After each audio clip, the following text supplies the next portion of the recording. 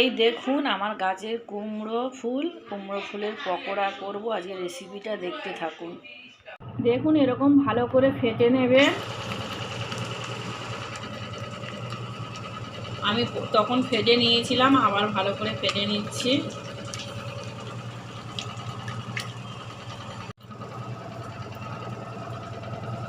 এই দেখুন এবারে আমি এক এক করে ছাড়বো।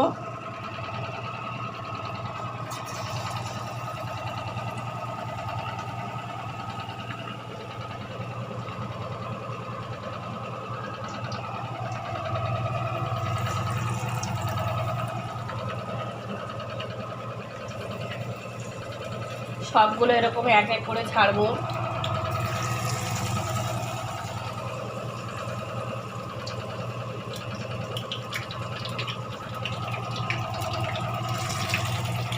আমার যে বাদবাকি যে বেসনটা আছে ওটা আমি পেঁয়াজি করে নেব। এই দেখুন আমার বক ফুলের বড়া হয়ে গেছে, এবার আমি নামিয়ে নেব এক এক করে।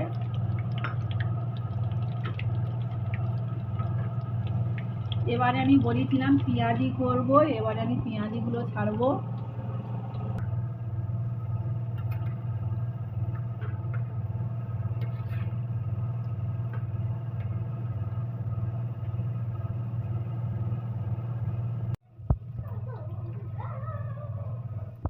এই দেখুন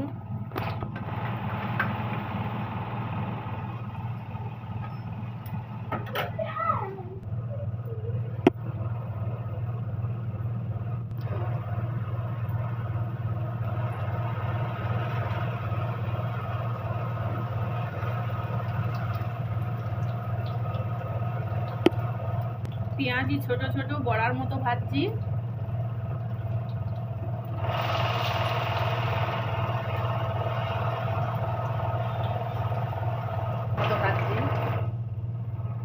ছোট ছোট করে